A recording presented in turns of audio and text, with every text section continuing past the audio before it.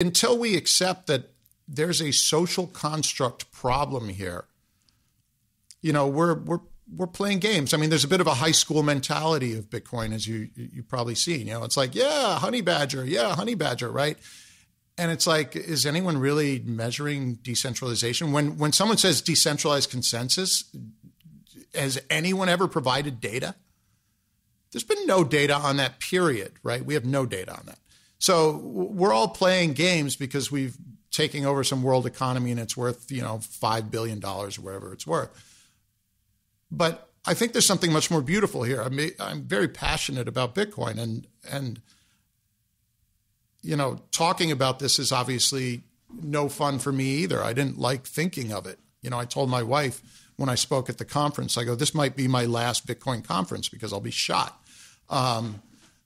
It didn't make me happy. But it's a reality that it needs to be considered and measured. So I'm not going to say the solution is vote for 1,000 people, though I think that's probably the way that's the way in my mind right now that makes the most sense.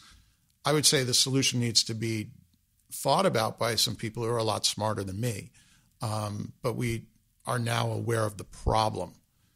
But if the solution is 1,000 people, we've solved a lot of Bitcoin problems right there. We can scale to Visa levels tomorrow. So there's some nice silver lining. There's no way to scale using any of the scaling solutions unless maybe Lightning Network, but then I don't know, I look at Lightning Network a little bit like Counterparty. You're building something above and beyond.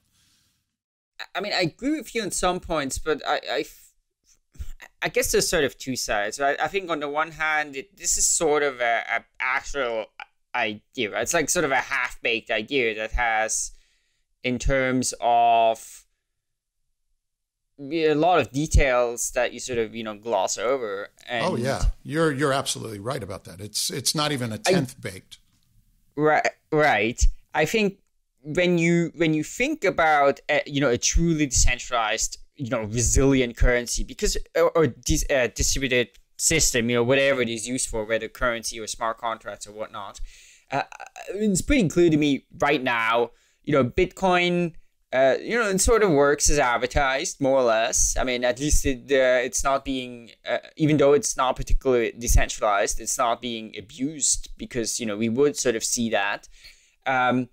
But it's not resilient. I think you totally pointed that out correctly, right? You could have the Chinese government go in there and take over. Or I think there's just a variety of points. So you could have those 85% that were there sitting on the same table and having, dinner together in some private room afterwards, come up with all kinds of schemes. And of course, if, let's say the US government or some government said like, okay, well, we have a problem with this Bitcoin thing. Well, they know those guys, right? That were like announced the 85%. And I mean, the US government doesn't have a very hard time taking people out, right? So that would be, there's no way they could protect themselves. So it's not resilient. It's clearly not resilient. And if there is a strong interest to sort of go after Bitcoin, organizations could, governments could, right? So you obviously would need to decentralize it. And then I think you do need to deal with the economic problems, right? These economic incentives that are there for centralization. And I think those are just... They will always be there. Why do we have antitrust laws? I mean, people who make bread in their houses all the time. People used to make beer in their houses all the time. Everything on earth has been centralized. The big article came out recently. Oh, YouTube videos, all the most watched ones are now corporations. Right? We thought we had this big decentralized thing, but half the views now are big companies.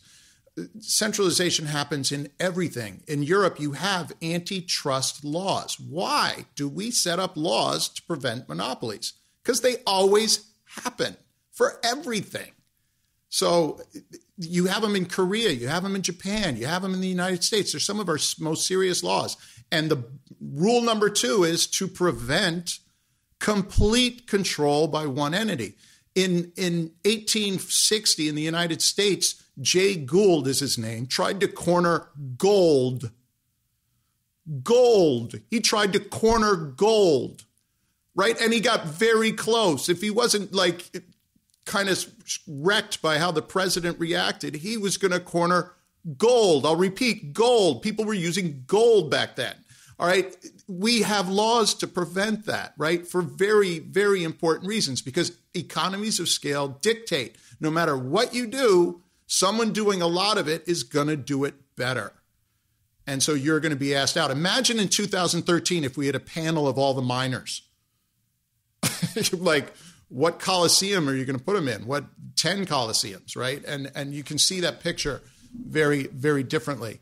So then, is it inevitable then? I mean, just look at the internet. Look at the internet hosting. It's controlled by AWS, Amazon, and a handful of other companies that everybody goes there. They have the infrastructure. That's how it works. Exactly. And everybody seems to be somewhat comfortable with that. I mean, look at DNS and all these other systems. Right, because the number one design criterion of AWS isn't decentralization. The number one design criteria is to provide internet hosting. Correct. All right. Yeah. Remember that Bitcoin is doing something no one's ever done, where the number one design constraint is decentralization. And the only parallels that we have of that are democratic governments.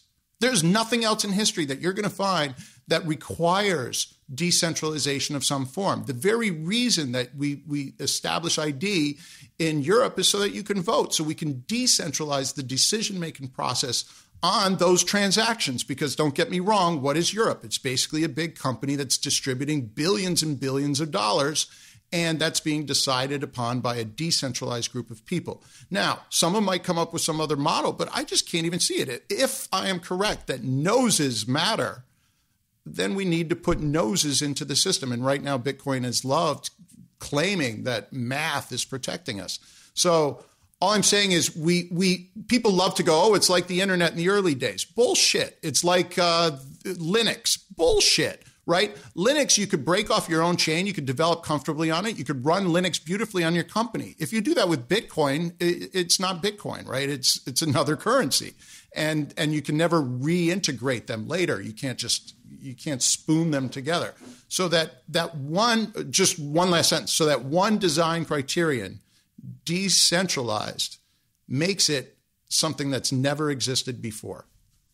Is the implication of what you're saying now that this will only be ever achievable when we have figured out identity? So we can say, you, James, you have one vote, not more than one vote.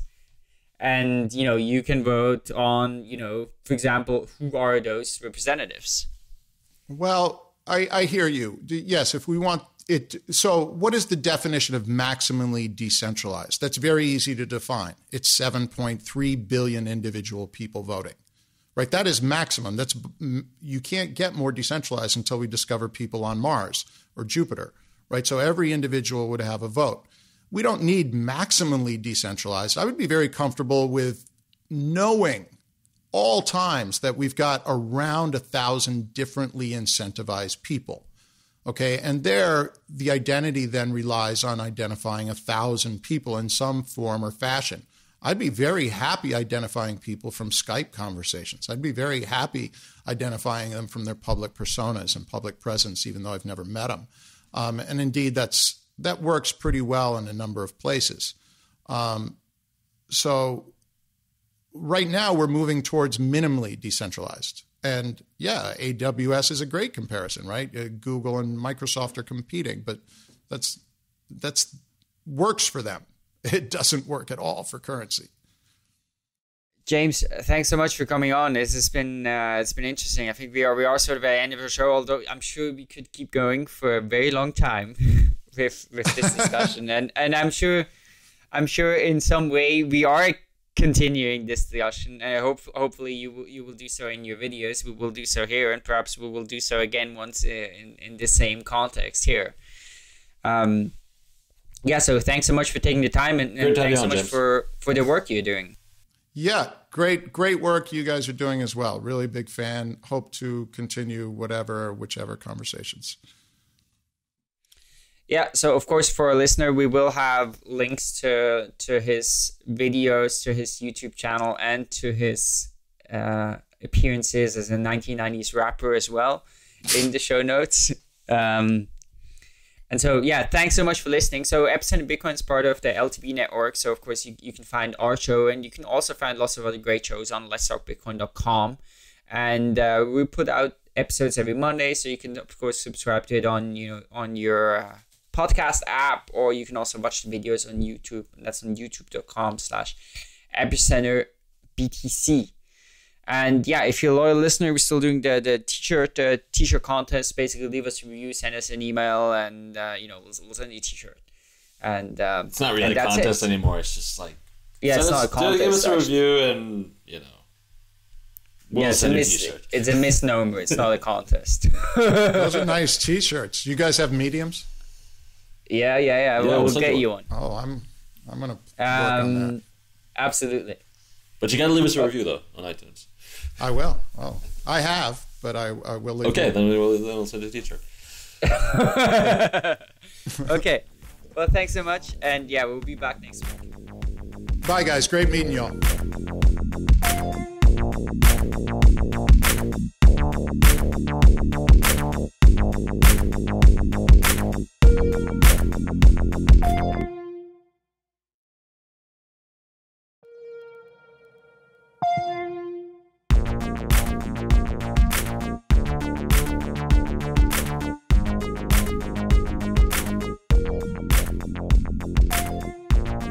This episode of Epicenter Bitcoin is brought to you by Hide.me.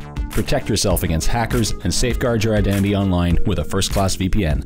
Go to Hide.me/epicenter and sign up for a free account today. And by Shapeshift. With no account or sign-up required, it's the easiest way to buy and sell gems, Counterparty, Monero, Dash, and other leading cryptocurrencies. Go to Shapeshift.io to instantly convert your altcoins and to discover the future of cryptocurrency exchanges.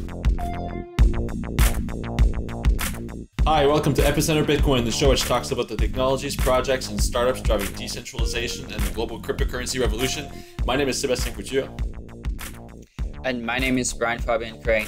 We're here today with James D'Angelo. He's probably many of you have seen his video. He has started the World Bitcoin Network, and he has these great explainer videos where he goes from Bitcoin 101 to how to make paper wallets to some other really interesting videos. And so we were super happy to have him on. We recently got into he showed us a video on Twitter, and we watched it. It was about sort of the future of Bitcoin centralization, and felt like let's have him on and dive into this a little bit more in depth. So thanks so much for joining us today, James. Yeah, thanks for having me. I'm a big fan of you two guys, especially. Very good interviewers. It's nice to see the technical knowledge behind the interviewing. Yeah, thanks so much. Well, mutually our admiration for your work. I mean, we will certainly have links to some of your videos and your YouTube channel in the show notes for those who've never seen them. But you are quite popular. I think I just saw before you have 600,000 views in total on YouTube. So I think probably a fair percentage of listeners definitely will be familiar. Yeah, and for me, in fact, I think when I first got into Bitcoin, it's quite possible that I think one of your videos was some of the first that I watched to learn about how things work and everything. So I'm an old head. Definitely played a role in my education about Bitcoin in the early days. That's awesome. Well, thanks. So with that, how did you get started with both with Bitcoin and then with doing the video show? It's an interesting question. I think I answer that in kind of this random. I was asked to speak at the Texas Bitcoin Conference, and I think it's late 2013. And at the last minute, they come up to me. It's a speaker canceled. Can you talk? I'm like, I've never spoken live before about anything. Go for it. We like your videos. And so I basically just told my story. I was fairly nervous, especially since there was this guy who hated me in the audience, ready to ask me questions. I won't name names, but we got into this. I heckled him during his talk, which you can probably find. So I moved here in late 2012 with my wife from Uganda. I'd been living in Europe, and I'm not the biggest fan of living in Boston or the United States. I just get really bored. Most of my work that I can do from anywhere. So I got very excited by this strange thing I was reading about called Bitcoin. And I had ended up buying some before I had any idea what I was buying. I was just so excited to just be able to buy some strange commodity asset. I have no idea what it was, but I was reading it and I was just buying it, talking to my friend in Austria who's an economist, and he hated Bitcoin. Oh, you shouldn't buy it. It's the most stupid thing you could do, da-da-da-da-da. And I kept buying more. My brother was the first one to actually read me the Wikipedia page. He's like, you want to know anything about what you've just bought? I'm like, yeah, this is cool, right? The price has been going up, right? And, I bought it at like 69 and it had already gone up to 100. And I was like, whoa, this is great, right? And so he starts reading to me about it, and I just don't understand a thing. And, but I found that kind of appealing. And so I felt like when I began to understand it, that it was part of a movement. There was something going on here that was really cool, that was providing excitement. I actually really liked it most because it allowed me to be scared, right? I was able to invest in this really risky thing and just party with that, right? I didn't have to go to Vegas or whatever. I could really just risk my money. And I have some big gripes with the SEC because the SEC in 1934, after the big stock market crash, limited the ability for small timers to invest. And so now we always hear about the same big investors all the time, and I'm sick as hell of hearing about them, right? I wanted to invest in a lot of companies way back in the day, but I couldn't, right? So they get to look like they're geniuses. I get to look like I'm just an idiot. And here I was with this chance to buy Bitcoin. So I was buying like crazy. I just sold a song to Chevy, and I was putting all my money into it. And it was terrifying. There was one day when Coinbase went down. I think all the exchanges went down. I turned to my wife. I'm like, I think I just lost everything. Sorry. So I really enjoyed the fear aspect of it. But there was also, I got the sense it was part of a movement. So I actually woke up one morning and I was like, I want to piss on the wall here. I want to be part of this movement and let everybody know that I'm part of this movement. So I decided to just make videos. And so I made these really cheesy videos of me announcing the news. I might still have a couple of them. You guys said I had 600,000 videos, but I've deleted almost all my initial videos because they're so cheesy. I'm wearing this suit. I set up the stage like I look like I'm in a news organization. And I'm basically saying, oh, Silk Road just got arrested, boys, and people were clicking on it for the news aspect. I think there's a guy with a funny hat and glasses that still does that. Well, he gets a little more philosophy in. We started around the same time, and we have a close bond because of that. Thomas and I just hung in California. He's a great individual. So yeah, that's how I got started. And the videos were me teaching myself. So as soon as I knew something, I would put it in a video. I wish I still had that same energy because I feel like now I'm way beyond where my videos are at and I haven't caught up. Maybe because now I have higher standards. People look at me more, critique me more, so it takes longer to make each video. You guys probably understand some of that, the real energy you put into putting out good content. Yeah, definitely. I think people have a very limited understanding of the amount of work that goes into producing content.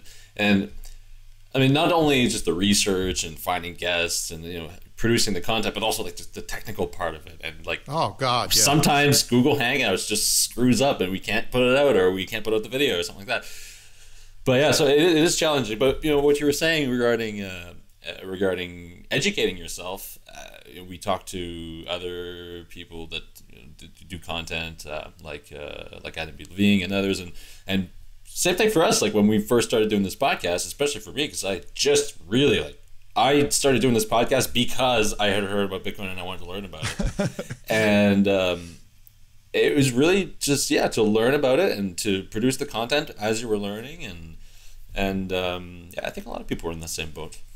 Yeah, and there's something to be said. I've got a 4-year-old son, right? And here my YouTube videos are dated. And it's like, if this does become a movement, I'll be able to at least say I did something cool in my life to my son, or he'll be able to look back. So it's weird, that strange human desire to piss on the wall and, let the other dogs come and sniff was there. And then it really became, I really, really, really have fallen in love with Bitcoin and the philosophy and technology that sits underneath it, and have invested an inordinate amount of time thinking about it.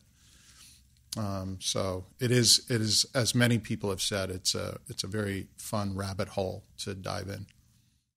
Yeah, absolutely. So you mentioned briefly, we were wondering before, like, oh, what is actually your main occupation? And so you mentioned you sold some songs before. Can you share anything about that?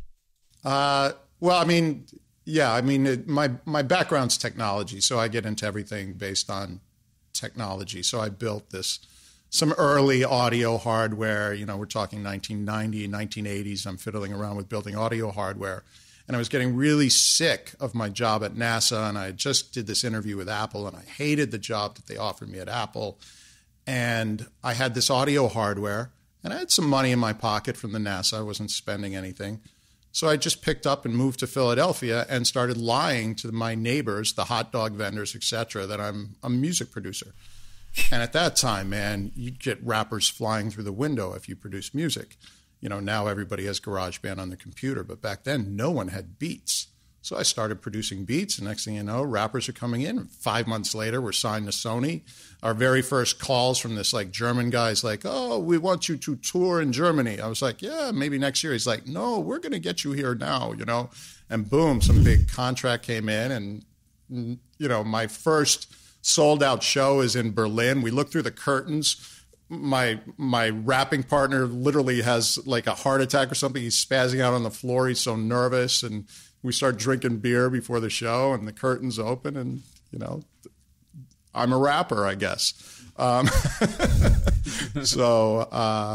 Yeah. And then the first show I played in the United States was Central Park. It was like, wow, this is strange stuff.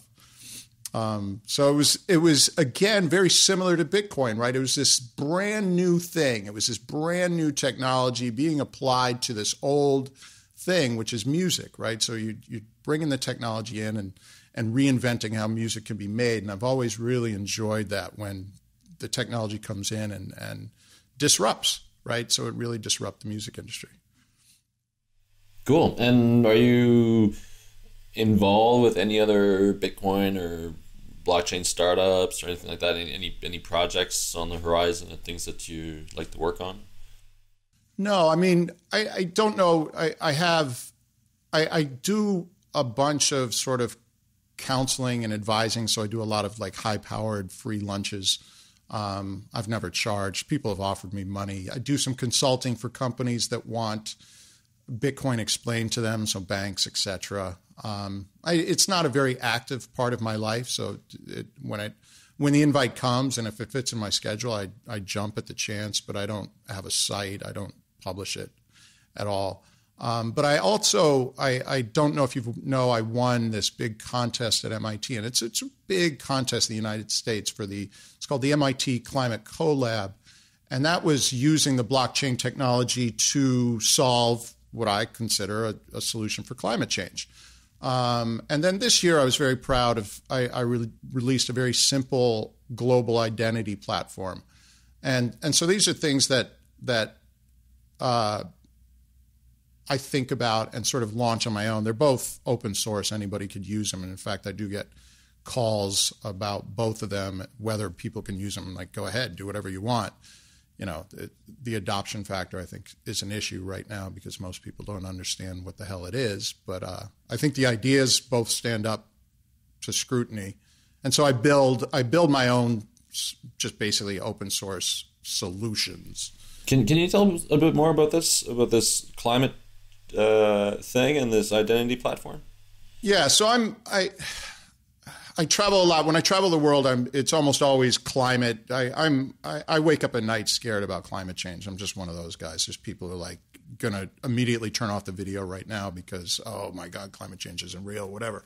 I don't care if it's real or not. You can say what you want. I think it's an interesting problem. And it deals with this problem of the commons, right? So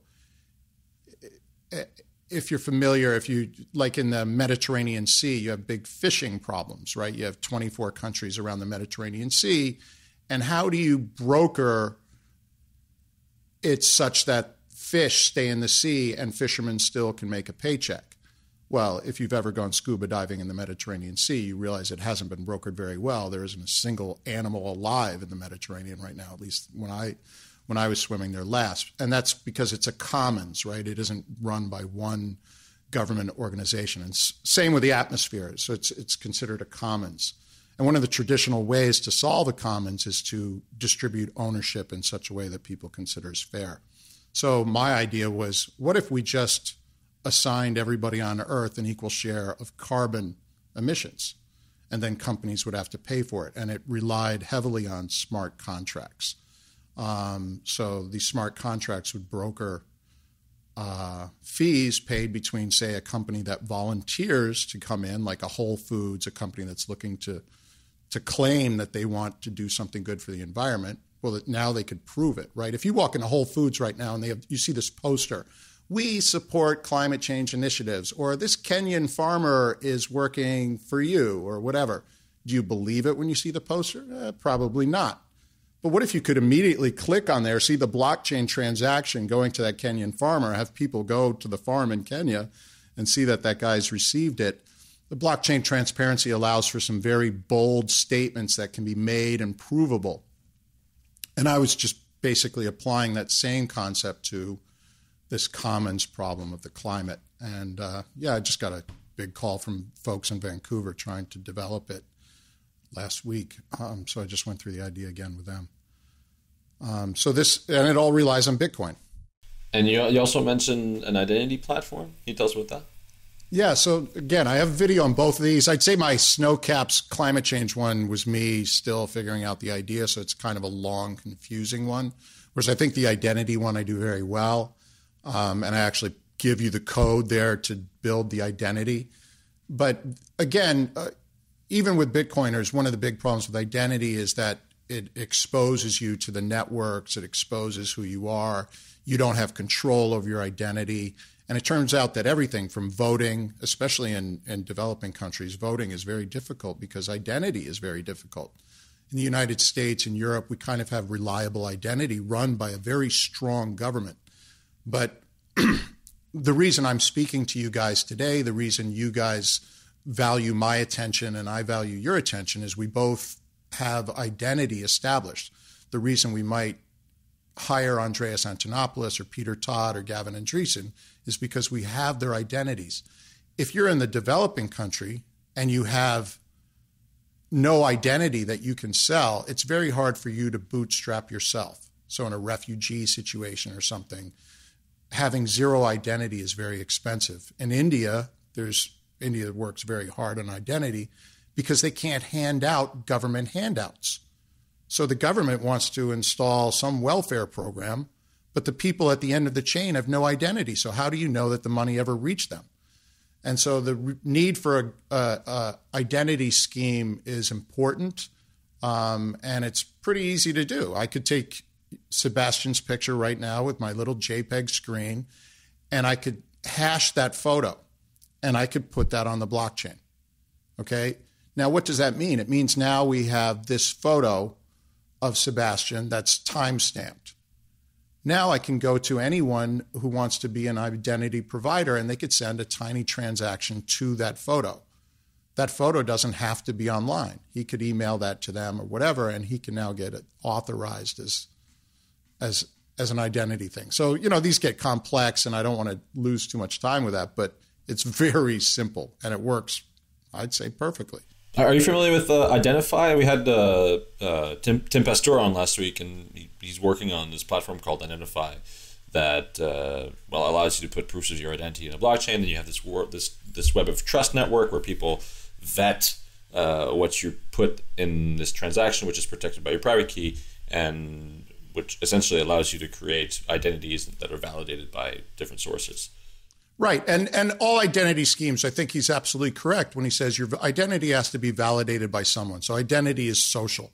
There is nothing about identity that will ever be perfectly digital because it's very hard to pass blood online and do a DNA test. So it really has to be social, and I rely a lot on the face.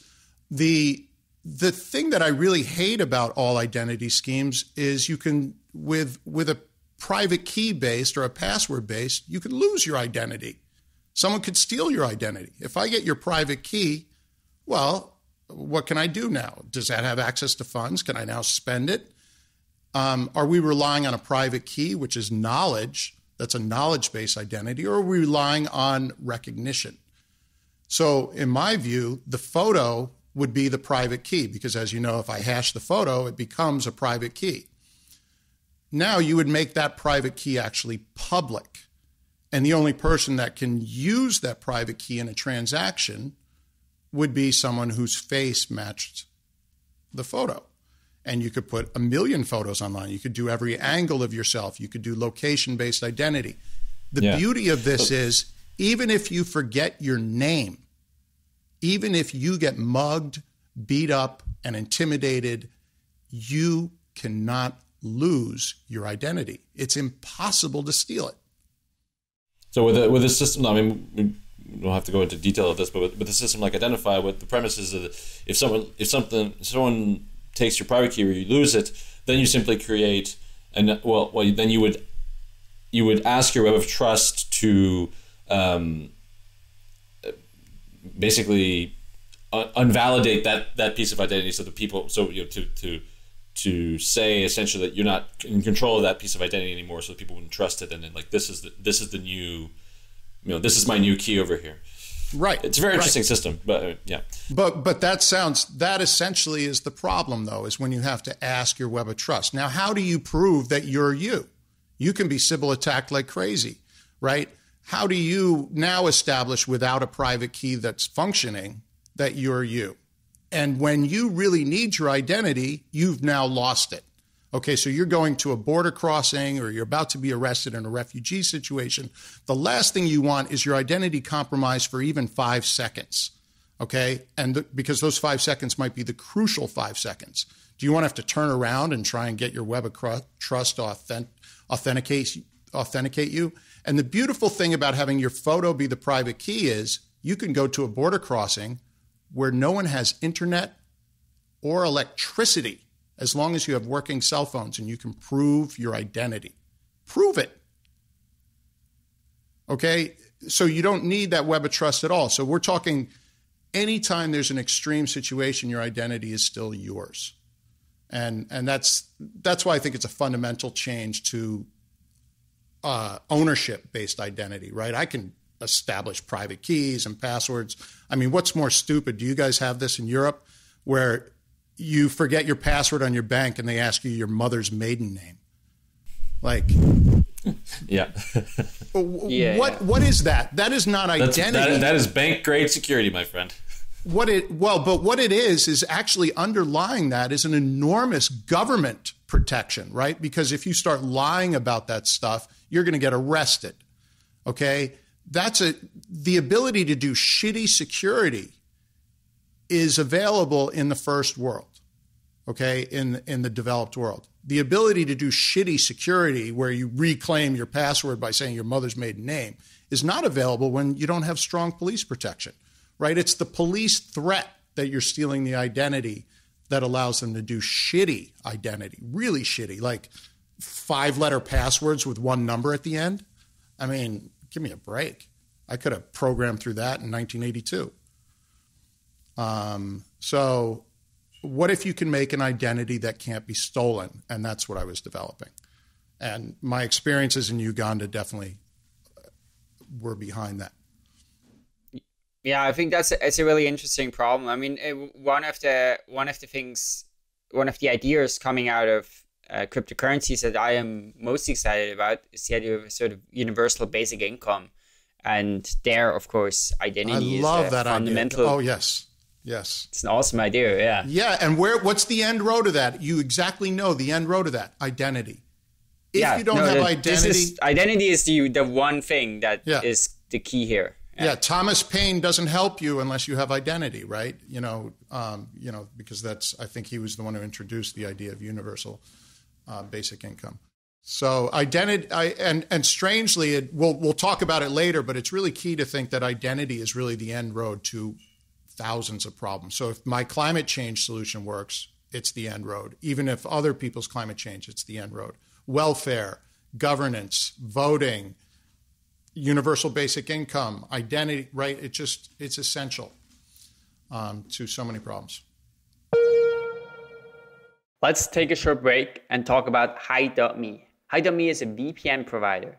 And if you don't know yet why you should need a VPN provider, let us help you.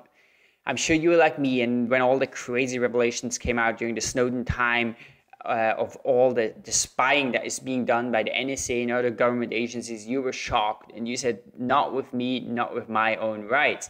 Now, the way government agencies can spy on you, there's many of them, but the most easiest way is by simply going to your ISP and getting all your traffic, capturing all your traffic. And the VPN can protect you from that. It can give you a secure tunnel from your computer to any of the exit nodes all over the world so that all your traffic goes to this secure pipe that's encrypted and cannot be intruded on. And with Hide.me, you can choose any of their 30 exit nodes all over the world so you can enter the internet in a secure location. The best thing about Hide.me is that they have a free plan, which includes 2 gigabytes of unthrottled bandwidth per month. So you can go to hide.me/epicenter to create your free account. And when you use that URL, you'll automatically get 35% off if ever you decide to go premium. Now, the premium plans are really great. They include unlimited bandwidth, access to all of the 30 exit nodes that Hide.me provides, and you can install it on up to 5 devices at a time, so you can have this running on your phone, your tablet, your computer at work, your personal computer, and just be completely protected all the time. And of course, Hide.me accepts Bitcoin. So we'd like to thank Hide.me for their support of Epicenter Bitcoin. So let's move on to Bitcoin. So you mentioned before when you heard about Bitcoin, you got so fascinated, and then you had this fascination also for the philosophy, the ideas behind it. What was it about those ideas that you found so fascinating? I would say really I just loved, well, I mean, let's be honest, we're all still understanding this philosophy, right? We're learning it every day. So I love the fact that it's new. So it's new philosophy, right? It makes us question what money is. It makes us question what centralization is. It makes us question almost everything. We question how we can work together as humans. And so I guess I really love the fact that it's all exciting and new. It's 2009 since philosophy. Just by changing some simple things like the ability to have a decentralized consensus timestamp database, right? It sounds ridiculously simple, right? Oh, that, yeah, okay, I agree that transaction happened at that time. It's never been done before. It's never been unalterable before. And think of how terrible it is too, right? If I get a picture of my ex-girlfriend naked and post it on the blockchain, what's she going to do to take that down? Zero. It's the most terrifyingly, I mean, you could think, for all the beauty that we think of Bitcoin, think of all the terrible things you could do with it, right? That alone is just terrifying. Right? She can't do anything to take that out. And there's no one she could sue for all the very same reasons that it works as a currency. It works as something that can be very indelibly painful. And the world, just like, the fact that we have cameras everywhere now, is just going to have to get used to it because this won't be uninvented, this concept. When you kind of think back to, or even today, when you think of both the concept of Bitcoin as well as, cryptocurrency, blockchain, smart contracts, all of those things that sort of are tied to it. When you think ahead, I don't know, you're most optimistic or pessimistic, but this, sort of vision of the future of like, what role do you see that playing in the world at some point? And what role would you like it to play? Well, I'm a big fan of Vitalik Buterin, and especially Ethereum. I'm neither here nor there on, but he has been really, for me, a huge thought leader on these ideas of government and where things like this could really replace a lot of loopholes for corruption, and again, the identity and climate change and the ability for Ugandans to interact and transact as equal citizens of this global world, as what you just mentioned, universal basic income, These are dreams, right? These are beautiful, beautiful dreams. And I think they far outweigh any of the negatives that I've seen. But every technology has positives and negatives. So I see these dreams and I see them functioning and I understand the tech behind it. Really, we're waiting for the world to catch up to agree that that dream is worthwhile. Yeah, I think that is true, right? That's at some point people will start seeing some of these applications, actually working, and there will be a shift of thinking that will happen that will be incredibly radical. Right? It's still some ways off. I mean, in a way, we have this little bubble where we see this very different future, and then the rest of the world is just like, what is this weird Bitcoin thing? What is this weird stuff you guys are focusing on? But at some point, they just it will all start unraveling, I think, and that will be. And I hate to harp on the name, but I think the name is a big stumbling block, right? When you hear coin in it, you just think currency, and it's been built around this idea of currency. And I think it's all fine and good that it provides a currency, and I think the currency is a killer app.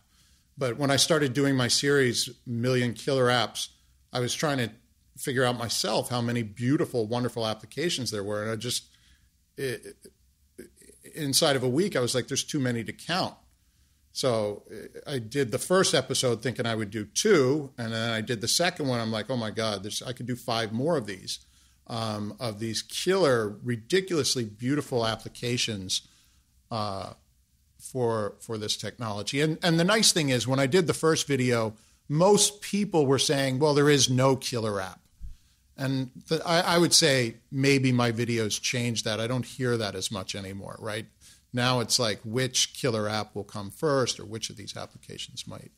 But yeah, you're right. I think Bitcoin can be a bit of a stumbling block and a barrier. I mean, when I meet people now, who know I do, something with that, it's almost always one of the first questions is, what's the price of Bitcoin? How is it?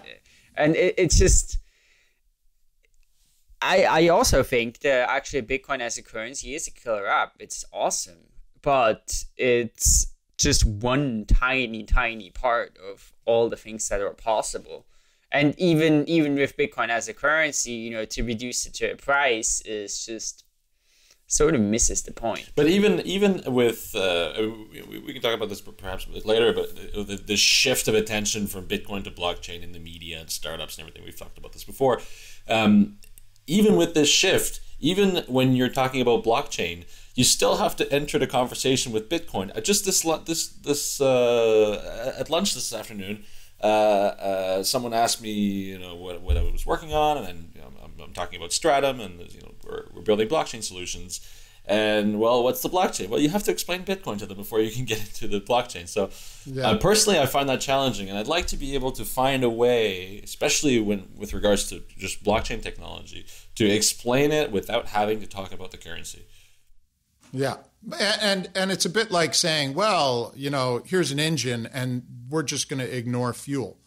You can't pull things apart so conveniently. All engines that we ever make will require something that drives it, and it is the driving force behind all of it. I noticed that I was a big fan of Counterparty. I loved that they were kind of competing with Ethereum, and they've basically been pulled off of all the Reddit moderators take Counterparty off because it developed its own little currency inside of Counterparty. But Counterparty's still essentially based on Bitcoin, right? It's built on top of it. You can't use Counterparty without using Bitcoin. And it's not even clear if the moderators understand the real idiocy of that, right? If Counterparty does well, Bitcoin does well. It's inseparable. And I think they just were smoking their Ethereum crack there, being afraid that it was a competitive blockchain. And it's really not. It's built... You have to have it. So it's an essential ingredient. Today's magic word is noses. Noses. Head over to letstalkbitcoin.com to sign in, enter the magic word, and claim your part of the listener reward.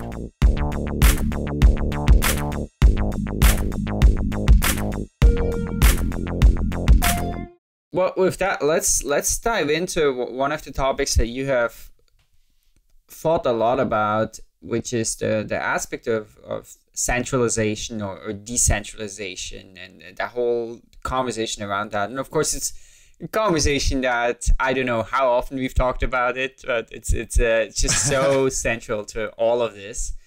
And the decentralization is so central.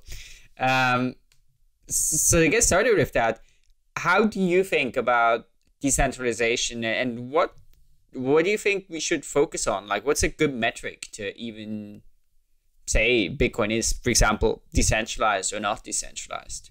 Well, yeah, I mean, I think we're jumping in almost at the deep end, but I'll try and roll with that. Bitcoin's number one proposal, the number one thing that it's offering that's different, is a decentralized consensus.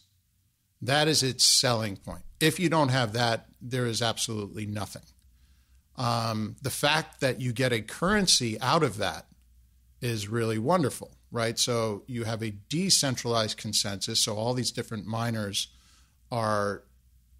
we don't know where they are coming to agreement that the transaction took place. If it was centralized in any way, someone could show up at that centralized area, point a gun to their head and say, reverse that transaction for that coffee I just bought.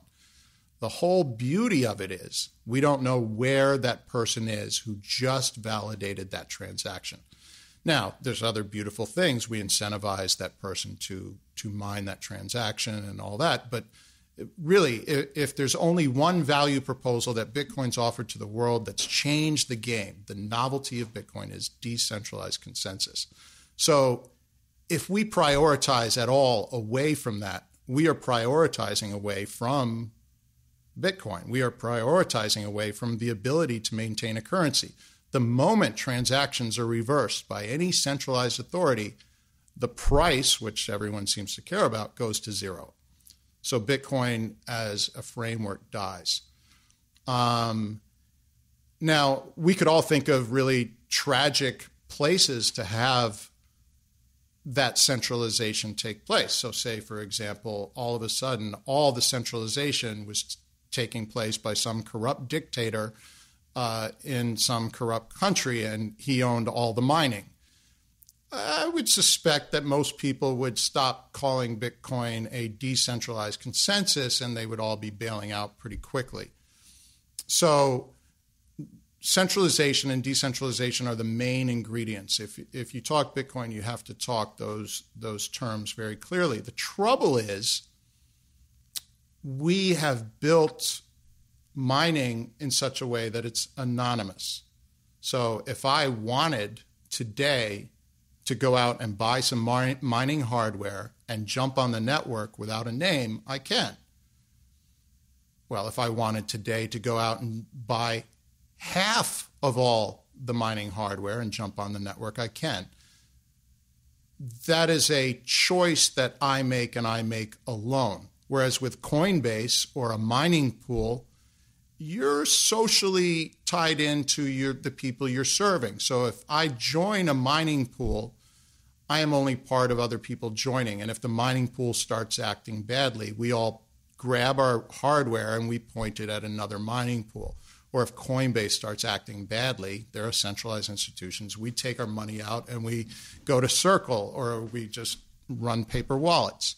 The mining hardware is our choice. Anybody who wants to can choose to jump in, and anybody who wants to own as much as they want can. So that's the dangerous. Everyone talks about mining pools, ghash.io. I was bored to death with that whole ghash.io because I'm like, they're going to lose all their customers tomorrow if they go beyond 51%, and that's pretty much what happened. The whole idea of Coinbase, people are worried about Coinbase. It just bores me. I'm not concerned about that. The community's too active and too passionate to let that happen. The trouble is, in 2013, I don't know, did you guys mine ever? Were you ever mining? No. In 2013, I at the mined for meetups, about 5 minutes on my CPU. But yeah, at the meetups, everybody mined. My nephew, who was 11, mined. You wouldn't mine. Why wouldn't you mine? It was just too fun, right? You buy the little USB thing in, you slap it in, and you've got Bitcoin. Okay, I did have one of those actually. Oh, you did have one of those. Did you yeah, actually USB make anything? one, yeah. Yeah. But it was like $20 as a joke. It wasn't like to actually, Right. And even the price of those was varying dramatically, right? People didn't even know how to speculate on those because of the new ASICs coming out. And I remember selling them for way more than I bought them. So I made more money selling the hardware than actually mining.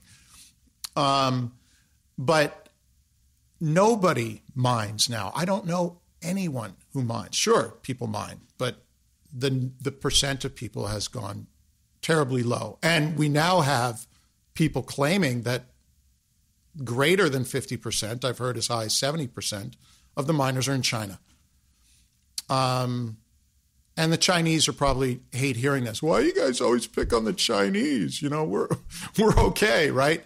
But the Chinese have a very different government. They have a very powerful leader. They have single individuals, centralized people who can make very quick and powerful decisions, as we saw during the Olympics in Beijing, where you can move entire communities of people to put up a racetrack. So we have at this point today put most of our mining under a very strong government. Can we measure decentralization? No. Do we have a pretty good idea that it's being centralized dramatically? Yes. The fact that we can't measure it, I would say, is a big problem for people who like to think that we're following science and math. The fact that we know that it's centralizing underneath someone who's made, even in the last few weeks, some very powerful, Xi Jinping has made some very powerful censorship maneuvers in his country just in the past few weeks. The Economist just did an article on it. Here's a guy who doesn't care about Bitcoin right now. He might not even know what it is. But what happens if Taiwan tomorrow decides to adopt Bitcoin as a national currency? Well, Xi Jinping will be very curious about what's going on. What happens if Bitcoin's suddenly being used for gambling in Macau or other areas? What happens if it's used for any sort of remittances in and out that really matter to China? I'm sure some of it happens now, but it's not at any reasonable percentage. Then you have someone who, A, can control all the mining. I'm sure he can find all the big miners. They're public. They're fairly well known at this point. But he could follow them probably just by some simple sleuthing of electricity, and he can control them. So today, we face a very strong centralization risk that we can't change. We can't point our miners away from them because the very hardware is actually there. And they are, as you mentioned before, Brian, they also do a lot of the chip processing. I'd be surprised if any ASIC was manufactured in the US, maybe a couple. But I'd suspect that all the ASICs are being manufactured in China as well. Yeah, no, I agree. It's one of the things that's also that's the scary aspect of that too, is you can do all sorts of maneuvers with saying, okay, we're going to do this change to the Bitcoin protocol or that change to Bitcoin protocol. Are we going to make a bigger block size or a smaller block size? It really doesn't touch that aspect at all. I mean, one can try, right? But it's really hard because this is very deeply ingrained in the economics of Bitcoin. So if you want to change that, you really have to fundamentally change something about the sort of economics of how Bitcoin works. And that's just extremely hard. So it's almost a problem that's, how can it be solved? It's not so clear to me. Right. You have this, segregated witness. You have lots of proposals to lower the requirements for mining by a factor of 2, a factor of 10, etc. Does that mean suddenly 10 times as many individuals are going to be jumping in and starting to mine? Maybe, though I doubt it. What it really means is you're basically providing a 10 times incentive for current miners to maintain what they're doing or invest more. So we've actually made it 10 times less expensive for them to do what they're doing. And so they will make a much bigger return on investment. So I certainly know of segregated witness and all these things. I'm not going to pull out my USB ASIC and start mining again, right? That's just ridiculous. We're at a gajillion petahashes right now. I would have to reinvest and buy new hardware.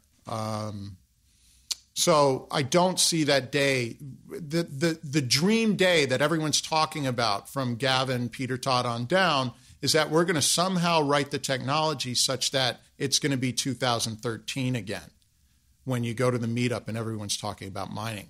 And I don't think anything based on history of economies of scale suggests that that's going to happen. So it's a dream. It's a pipe dream. It's a false dream.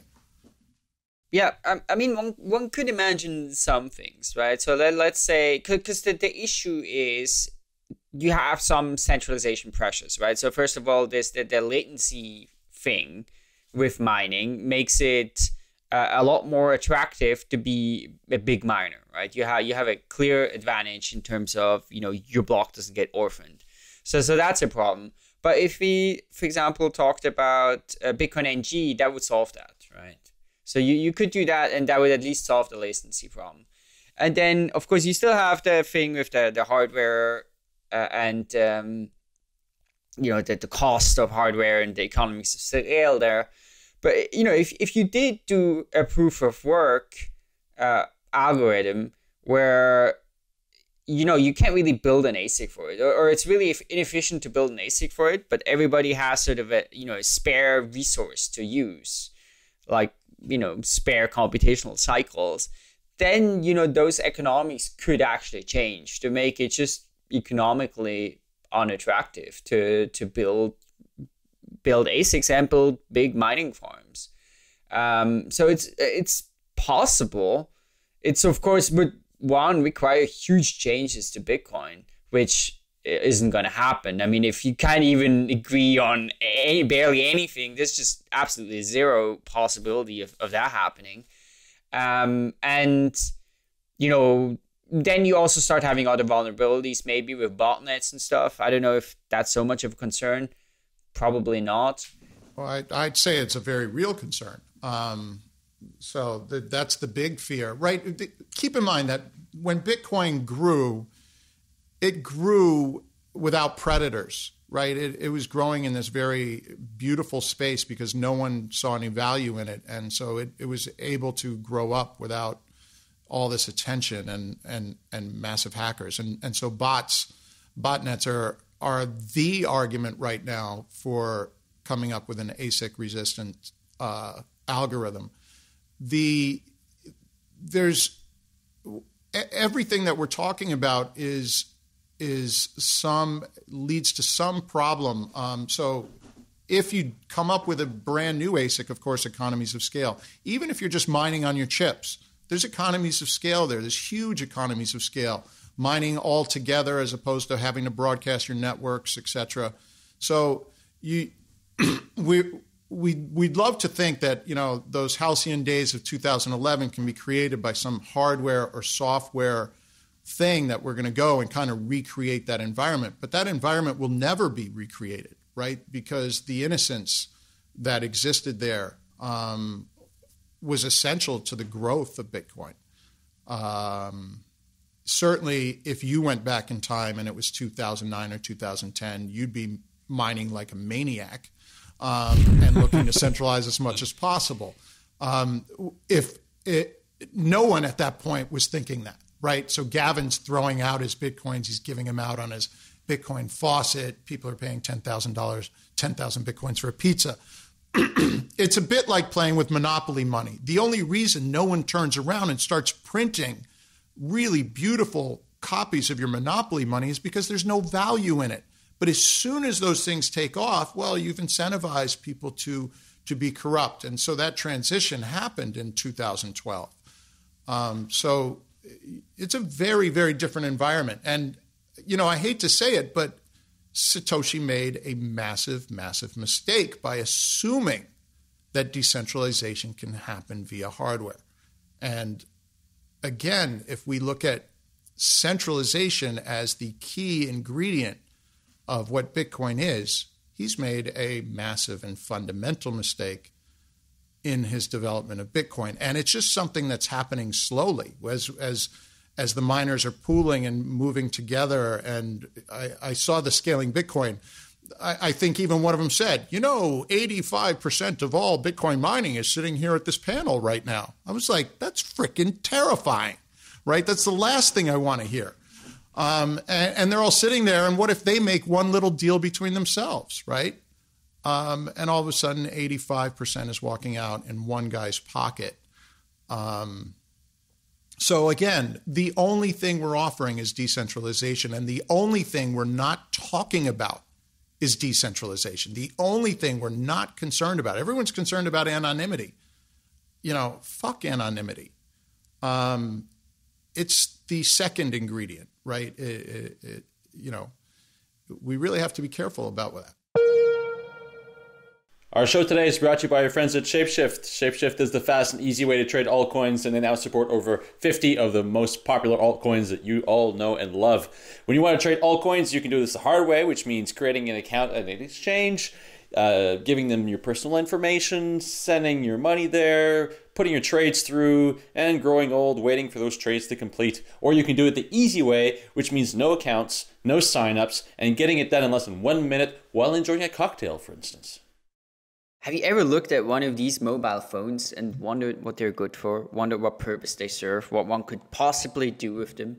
Well, finally, Shapeshift has created a mobile application to trade altcoins with those phones and give them some actual functionality. So if you want that, you can get the Shapeshift mobile application. You can get that application procurement center. They call this the iTunes store and the Google Play Store. You can download that there. And when you do that, it's going to do two things. First of all, it's going to add a Fox to your home screen, and that's going to make your phone a lot nicer. And it's also going to give you the ability to trade altcoins wherever you are. Now that is change we can believe in. So we would like to thank Shapeshift for their support of Epson and Bitcoin.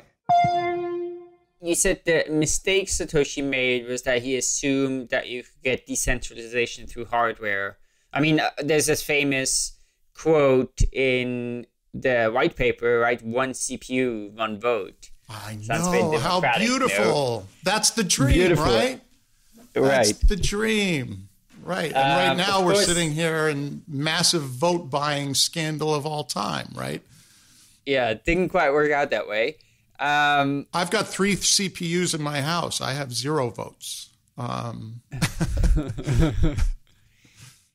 Then let's get right to that question. What should Satoshi have done differently? Well, again, it's how do we define decentralization, right? Decentralization just between the 3 of us exists. We all have very different dreams for what we want for Bitcoin. But if our 3 computers were mining Bitcoin, there's no decentralization between our computers. They're all mining it the exact same way. So if I buy your 2 computers and leave them connected to your IP addresses and I'm able to control them remotely, I've centralized the mining even though it looks decentralized. But if I'm arguing with Brian and Sebastian about how we should mine transactions, we'll never centralize. We'll always disagree. So the difference here is decentralization can only be measured by humans, the number of humans.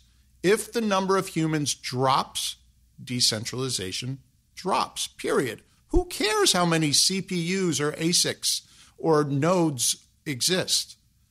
That means nothing. What I care about is how many people own those nodes, right? So counting nodes is like, you're just sitting there wanking off, right? You're telling yourself that it's decentralized.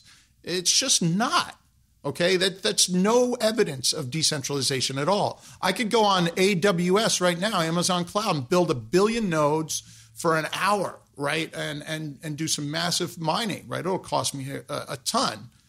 And I'll look as decentralized as you want to be. Trouble is, I'm just me, and I really do want to reverse the price I paid for that coffee, an hour ago. And so what, then in that case, so you mentioned people. It's important to know how many people are behind these mining rigs.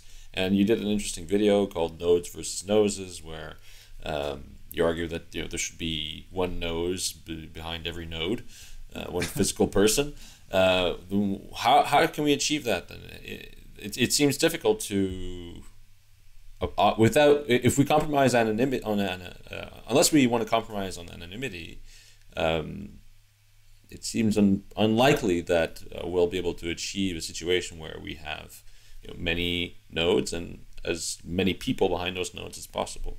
Yeah, I think difficult's a very good word, and I think idealistic's another very good word, right? We've gone through 2009 to 2014 sort of thinking we could have our cake and eat it too, right? And we've never really looked at the problem square in its face. It's really easy when you're beginning a system to think you can have all the design constraints. But, Tesla right now is going to be faced with competition from Porsche. And I think they're going to see their profit margins shrink, and they're going to have to change some of their dreams of how they build cars as competition comes in. We're seeing the same thing in Bitcoin, where we're going to have to sacrifice some of our design constraints to maintain the things that are essential to us. And certainly, if we see centralization of hardware, which has already happened today, we have to take that very, very seriously. We have to stop, Gavin Andreessen saying 8 megabyte blocks at the risk of centralization, or 20 megabyte blocks at the risk of centralization. That's the most dangerous thing you can say on earth, right? Because we're already very centralized. Today, whatever day it is, December 18th, 2015, right? We're centralized now. Anything that moves up, I'm like, when Peter Todd started saying I might be in for smaller blocks, I was like, yeah, let's kick this can down the road for a little bit. Let's keep it as decentralized as possible. I don't care about how much people are paying per transaction because it keeps the dream alive. People are like, oh, transactions should be cheap. Yeah, that's a great design constraint. Yeah, miners should be anonymous. Yeah, that's great too. Yeah, it should be decentralized. Yeah, that's essential. That's not great. That's essential. You don't have that. You have nothing. Yeah. I mean, my thinking on that is, I agree with you. It is very centralized already. Bitcoin is way too centralized, right? It should be much, much more decentralized. It's just that, like, we are here with 1 megabyte, right? So if you say we're going to stay here with 1 megabyte, I don't think that decentralization is going to increase, right? You're going to continue going towards more centralization. If you're going to go 8 megabyte, is it going to be, substantially different? I'm not so sure. All right, but let's just check your first assumption there. You said if we stay at 1 megabyte, decentralization or centralization might not change. The truth is we can't measure it, right? That's because we aren't counting individuals. And we really do in our gut know that it's being centralized even if we stick at 1 megabyte, right? So it's currently centralizing. It might be at a logarithmic or exponential pace, which is my guess that it's going that fast. So we don't know, even if we just said, let's do everything we can to avoid increasing any form of centralization and stick at 1 megabyte. I would say that's still dangerous. I would still say we're rolling dice here.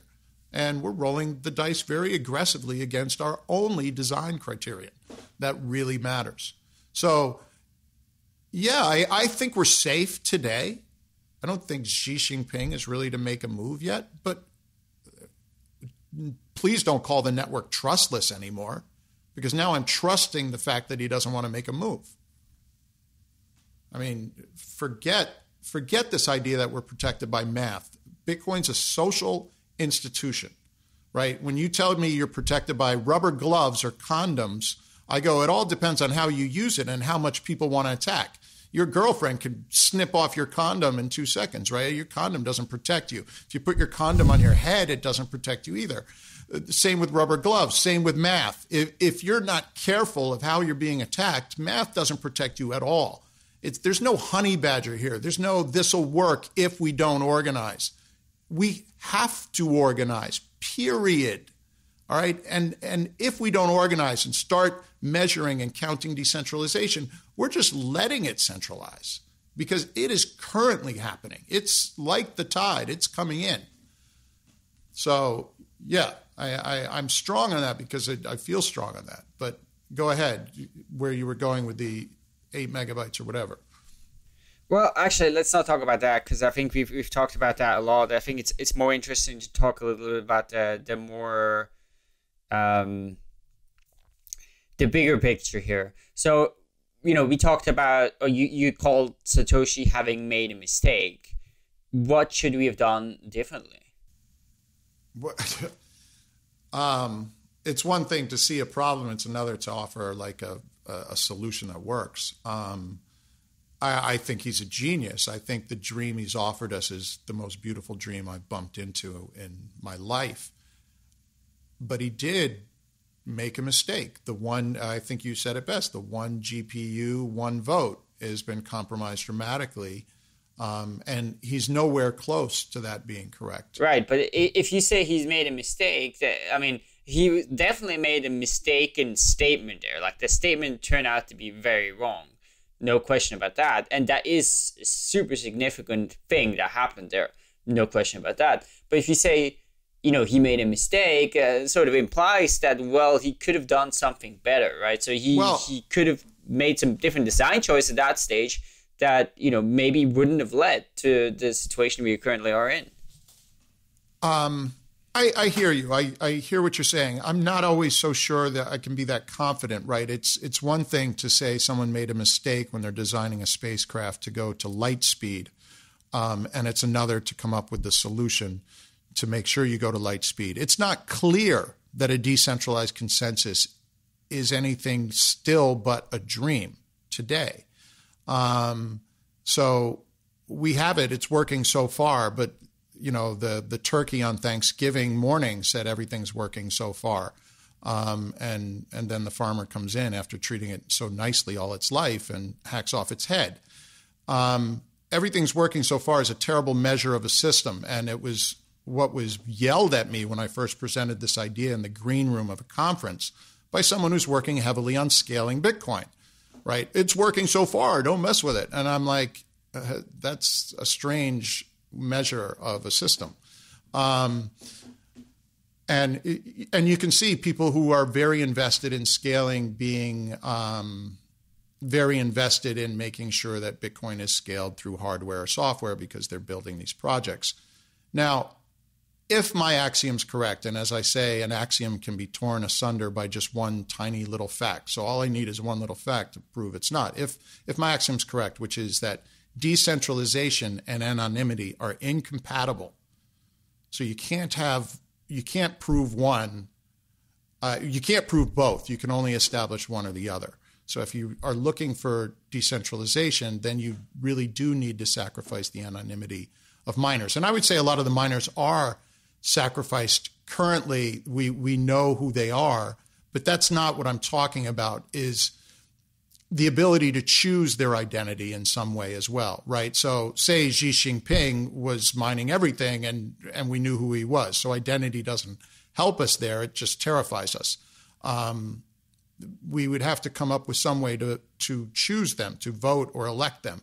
Now, this is where every Bitcoiner is probably going to want to shoot me, and I might have to watch my head, is we really have to understand that it's now a social network that we're building, and the only way to build it would be maybe to look at some systems that have kind of sucked, which have been, Congress of the United States or something like that, where we actually vote for a percentage of miners. Now, I could see leaving 49% of the network as proof of work, but anything over that, I think, is you're asking for a disaster. Wait, can you explain that? What do you mean with 49% of the network is proof of work? Well, I don't look at the technology, as I said, as much as I should. Like, is there a way to alternate between an identity-based miner and proof of work in such a way that we're convinced that it's working correctly? I'm not so sure. Those aren't easy problems at all. And even the whole idea of, so let me just go backwards. For what I propose in my video is, say, for example, today, we just added one person that we knew had no real mining gear into the network. So we just chose Andreas Antonopoulos to mine 1/10 of all blocks. So every 10th block, he comes along and mines it. There's some real powerful beauty there, right? He can take all the free transactions and mine them. He's not doing proof of work. He doesn't need an ASIC. He does it on his phone, right? Does all the transactions, 1 billion transactions, he mines them. And then the very next block, you'd hand back to proof of work. Of course, it would take them a little bit longer to go through and validate those transactions, and they'd mine forward. The beauty is he's not invested in mining hardware. So we've suddenly decentralized the incentive structure of mining just by adding one individual who we kind of know and trust. I would sleep so much better at night if you, Brian, and you, Sebastian, and 5 other random Bitcoin people from Reddit were involved in this process. Because I know you guys don't have a ton of well, I don't know, but I would assume you don't have mining hardware, which is better than knowing that all the mining hardware is controlled by people who own it. But of course, the problem with that is that you don't really know. I mean, I could have a ton of mining hardware. I could have financial interest in correct in mining company shares, for example. Correct, absolutely, 100% correct. You with the U.S. Congress, with any group of representatives, you run into all kinds of corruption and bastards and assholes, and it all sucks. But is it the best thing we've got? And I'm just saying, if we want to maintain a decentralized consensus, we have to figure out some way to be decentralized. And that's humanly decentralized. If I had one representative from each district on Earth mining randomly, I would sleep 1 billion times better than those guys all sitting on the panel in China, waiting for Xi Jinping to decide whether he wants to go to war with Bitcoin. And transact, by the way, there's 2 other huge advantages. Say we do this, right? And no one's ever going to want to do this because I probably sound like I'm on crack right now. But say we do this. Scaling goes to near infinity right away because you don't need proof of work because it's broken. And you have a Bitcoin governance thing now where all these people, these delegated miners, can actually vote in a way that we would trust a little bit better than just having the miners vote or the core devs vote or the exchanges vote. I mean, really what you are talking about is a proof of stake system, right? No, not at all. None of these people need to have stake. I don't think proof of stake, like proof of work, suffers from some issues that may or may not be solvable. I'm talking about proof of knows. Proof of identity, proof of reputation. Right. But you have to, I mean, who is going to choose those people? Exactly. These are all the choices why would I offer a solution, right? How are we going to vote for these people? Well, am I going to be able to vote with your private key, right? Right. And then you have a proof of stake sort of thing where, all of a sudden Roger Ver gets all the votes. Or Satoshi gets half the votes. There's certainly a lot of things wrong with that system. Of course, maybe even better would be if we had the identity system. We could say just every human can vote, right? Like just vote on who gets to. That would be preferable to Roger Ver having 500,000 votes. And I agree with the latter as opposed to also because proof of stake. Everything I've seen about it leads to some intrinsic problems as well.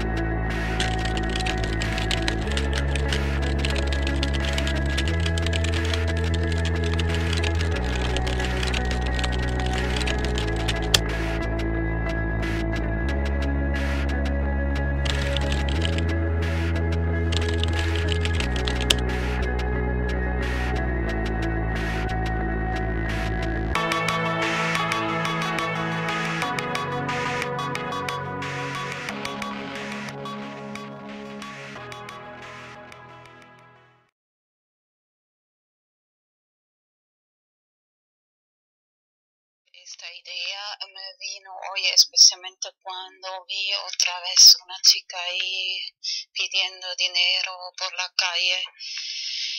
Actually, I must say first, this idea today I got especially when I saw again one girl begging for money in the streets. Me gustaría ayudar, pero yo tampoco me sobra mucho el dinero. I would really like to help everybody, but I don't have either too much money. And así que me vino la siguiente idea. So I got the following idea. Es más bien un juego. It's rather a game. Lo que es muy importante, elegir un monedero de Bitcoin que solo tú misma tienes la llave privada. What is very important to choose Bitcoin wallet company which you only possess the private key. For example, blockchain.info. Por ejemplo, la empresa blockchain.info. Luego, imprimir en papel la llave privada y también guardarlo tú mismo. Then to print in paper the private key and of course save for yourself that private key. Bueno, ya estamos imprimiendo, imprime por lo menos 10. So now we are already printing, so at least print 10 directions, 10 direcciones. Luego pones algo de Bitcoin, una cantidad, lo que te da la gana en esta dirección. Then you put some Bitcoin, the amount, whatever you want, in these directions. Y la próxima vez que sales de casa ya tienes algo que dar a los que están ahí pidiendo por la calle.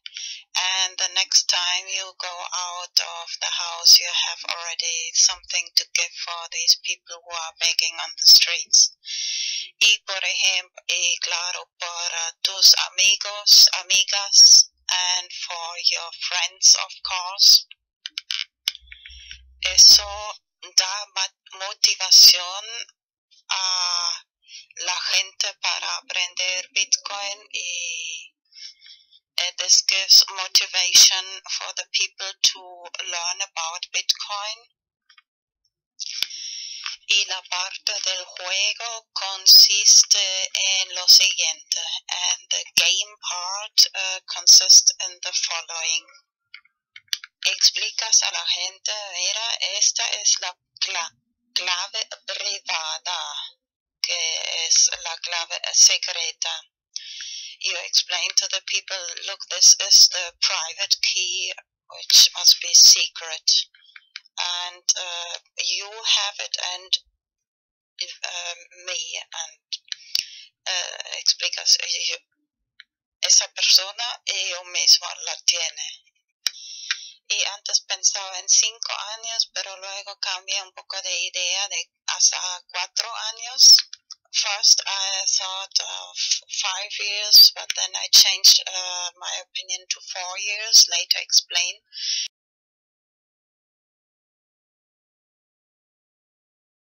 Después lo explico por qué.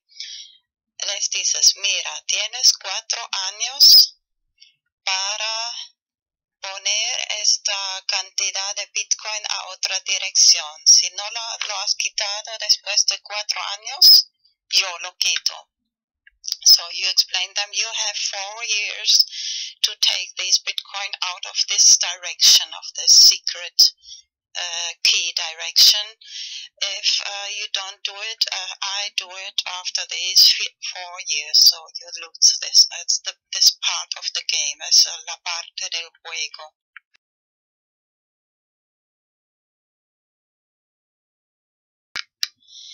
He creado este hashtag BTC4 para hacerlo un poco popular.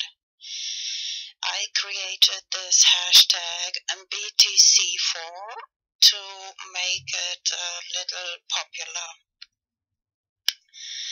Antes pensaba en 5 años, pero luego cambié a 4 porque te has dado cuenta que en Los Simpson la gente tiene 4 dedos y solo Dios tiene 5 dedos.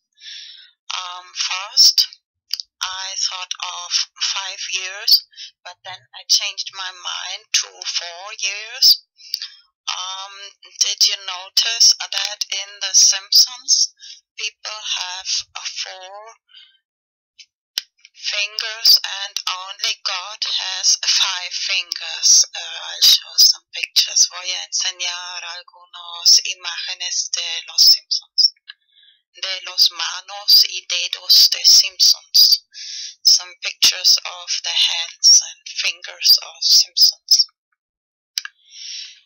Pero antes quiero recordar que es muy probable que en también 4 o 5 en los próximos años el valor de Bitcoin puede subir mucho.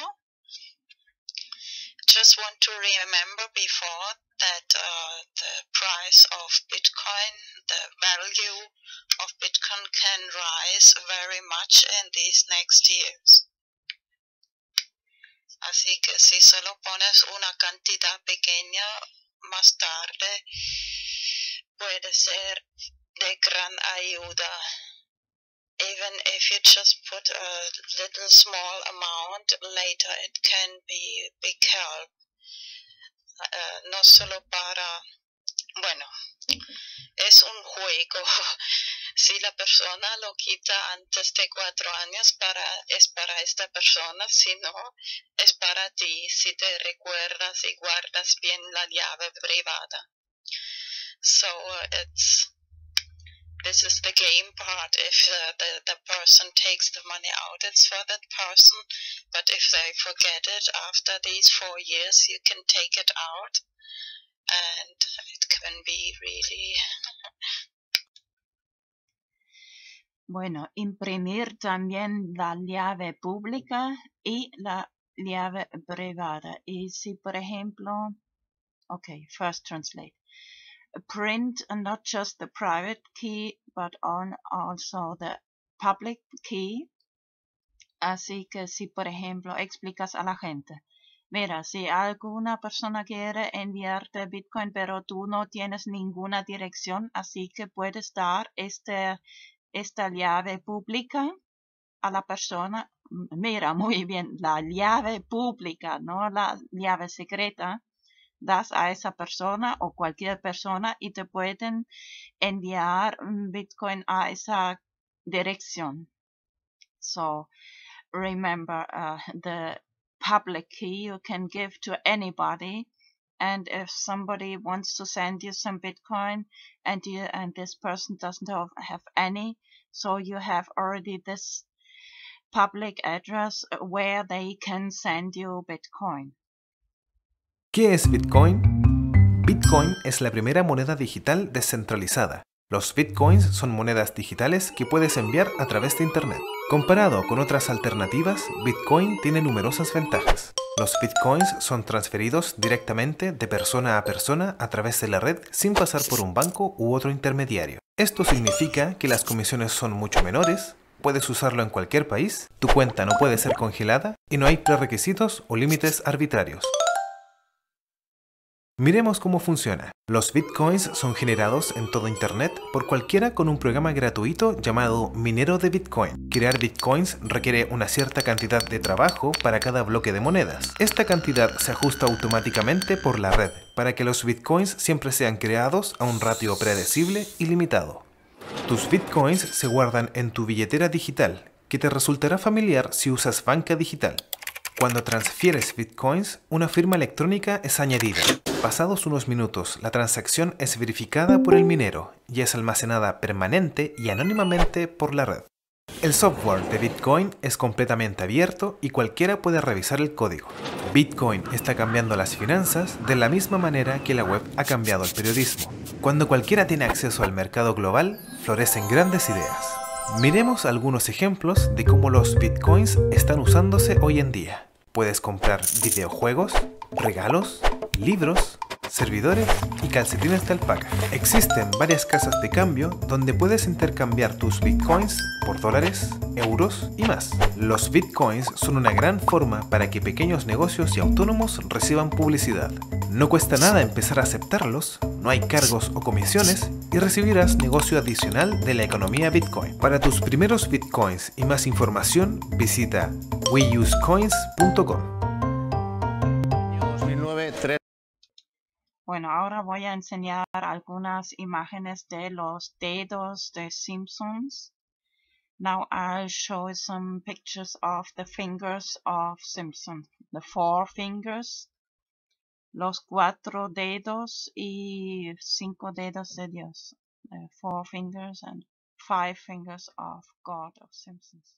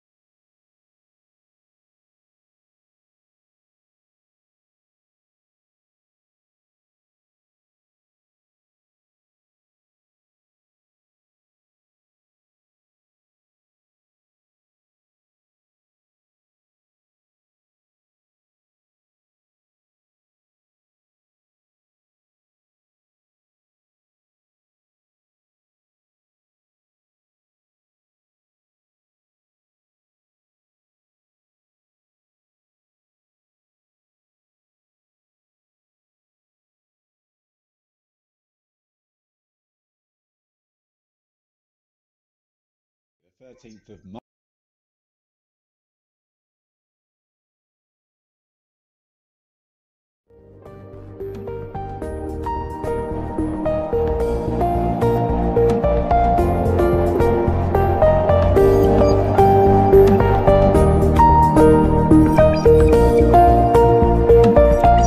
Español, English, Deutsch. Normalmente produzco solo vídeos en inglés y español. Normally I produce only videos in English and Spanish. Normalerweise produziere ich nur Videos en Englisch und Spanisch. Pero hoy voy a hacer otra excepción y traducirlo también en alemán. But today I make another exception and translate it into German too. Aber heute werde ich nochmal eine Ausnahme machen und es auch in Deutsch übersetzen. Ya algunas semanas tengo escrito en mi lista de tareas por hacer de traducir el video #BTC4.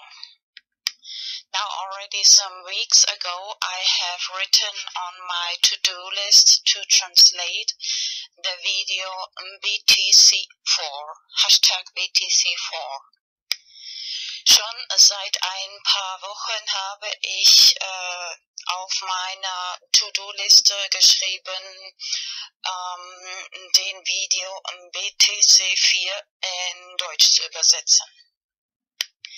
Estoy segura que esta idea puede ayudar a mucha gente económicamente. I'm sure that this can help many people economically.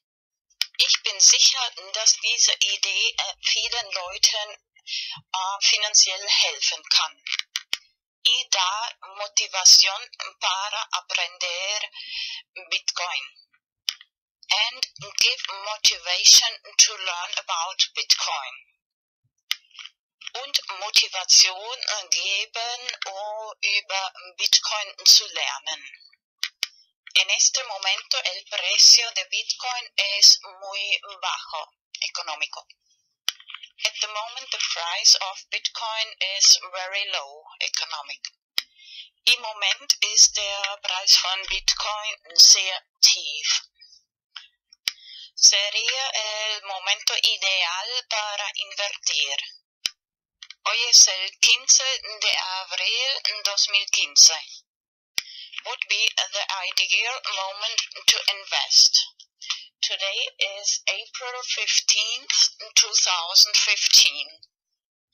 Es wäre der ideale Moment zu investieren. Heute ist der 15. April 2015.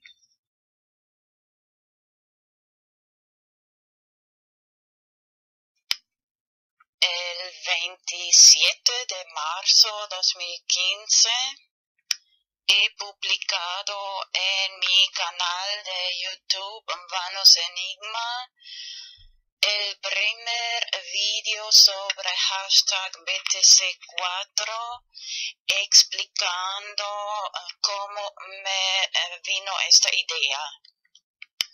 On March 27th of 2015, I published the first video about hashtag BTC4 in my channel YouTube VanosEnigmA, explaining how I got the idea. Am 27. März 2015 habe ich in meinem YouTube-Channel VanosEnigmA den ersten Video über Hashtag BTC4 veröffentlicht und erklärt, wie ich diese Idee bekommen habe. La idea consiste principalmente en lo siguiente. The idea mainly consists in the following. Die Idee besteht hauptsächlich in folgendem. Imprimir direcciones de Bitcoin en papel, 10 o mínimo 10 o mejor 100. To print Bitcoin directions in paper, at least 10 or better 100. Bitcoin-Adressen in Papier ausdrucken, mínimo 10 oder besser gleich 100. Y luego poner en cada dirección de Bitcoin una pequeña cantidad de Bitcoin. And then put in every Bitcoin direction a little amount of Bitcoin. Und dann in jede Bitcoin-Adresse eine kleine Summe von Bitcoin transferieren. Y la próxima vez, cuando otra vez ves una persona por la calle pidiendo dinero, and the next time you see again a person begging for money on the street, und das nächste Mal, wenn du wieder eine Person auf der Straße betteln siehst, y para tus amigos y amigas, and for your friends of course, und für deine Freunde natürlich, o tal vez de propina en un restaurante, or maybe a tip in a restaurant, oder para Trinkgeld im Restaurant. Bueno, a la hora de imprimir también copiar y guardar las llaves privadas de Bitcoin, de direcciones de Bitcoin. Or when you print the Bitcoin addresses, copy and save the private keys of the Bitcoin addresses, of course. Wenn man die Bitcoin-Adressen druckt, auch die privaten Schlüssel, Bitcoin-Address-Schlüsseln kopieren und speichern. Y a la hora de distribuir las direcciones de Bitcoin, escribir la fecha, por ejemplo, hoy es el 15 de abril 2015, escribir la fecha más plus 4 años, igual 15 de abril 2019. And then in the moment when you distribute the Bitcoin addresses, you write the date, for example, today, April 15th, 2015, plus 4 years is April 15th, 2019. Und dann in dem Moment, wenn man die Bitcoin-Adressen verteilt, auf das Papier schreiben, das heutige Datum, zum Beispiel 15. April 2015, plus 4 Jahre ist gleich 15.04.2019. Luego vas a explicar a la gente, mira, esta es la llave privada, tú y yo la tengo, la tienes. Si no quitas, transfieres este dinero de Bitcoin en estos 4 años, yo lo vuelvo a tener o sacar. Then you explain to the people, look, this is the private key. I have it and you have it. If you don't take this money, Bitcoin, out of this account, I will take it out in these 4 years, at the end of these 4 years. Und dann erklärst du den Leuten, schau, das ist der private Schlüssel. Ich und du haben diesen privaten Schlüssel, Bitcoin-Schlüssel. Wenn du bis Ende dieser 4 Jahre das Geld Bitcoin nicht raustust, Transfer, dann hole ich es zurück. De esta forma das más motivación a la gente para empezar a aprender cómo funciona Bitcoin. This way you give more motivation to the people to learn how the technology of Bitcoin functions. Auf diese Weise gibst du mehr Motivation den Leuten zu lernen, wie die Technologie von Bitcoin funktioniert. En mi video antiguo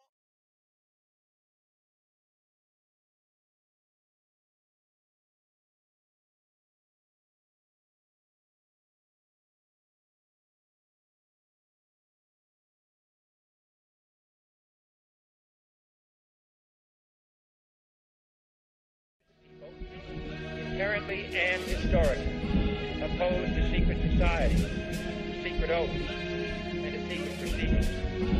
We decided long ago the dangers of excessive and unwarranted concealment of pertinent facts far outweigh the dangers which are cited to justify it.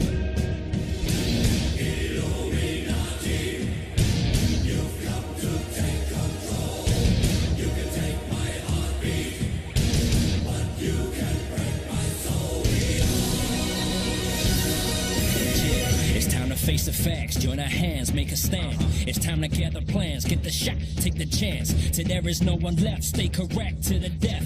They can't ever break a freedom, we will never let it. The corrupt politics is killing the system. Cynicism is it, and it's everything that you witness. They tell you what to think, make you believe that they're the realness. They feed us full of lies, and yet we always forgive them. Huh? It's all conspiracy, and if you feed it into it, you're the puppet. The government's pulling strings from above you. It's time for the introduction to truth, and let's start a movement. We've all been brainwashed, they believe that we all are stupid. We believe in what we see and whatever our ears are hearing. But if you look close, listen, gather your own opinion, you'll understand all the lies, lines and what's between them. This world is not your oyster, this world is a fucking prison. Come on!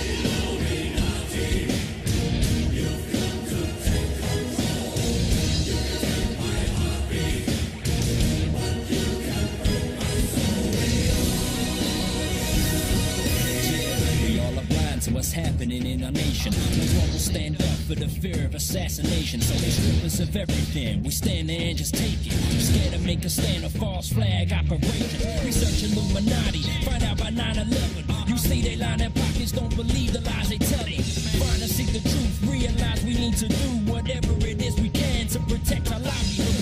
It's time for us to do whether conspiracy or not. They owe some explanations to the questions that we got. What are the skull and bones? What is lying beneath all these secretive meats? Got you lying between your teeth. What's with the Bilderberg and burning your effigies? I'm praying to Lucifer. How Satanist can you be? While all of the time praying you believing in the peace just to keep up appearances within Christianity. Come on.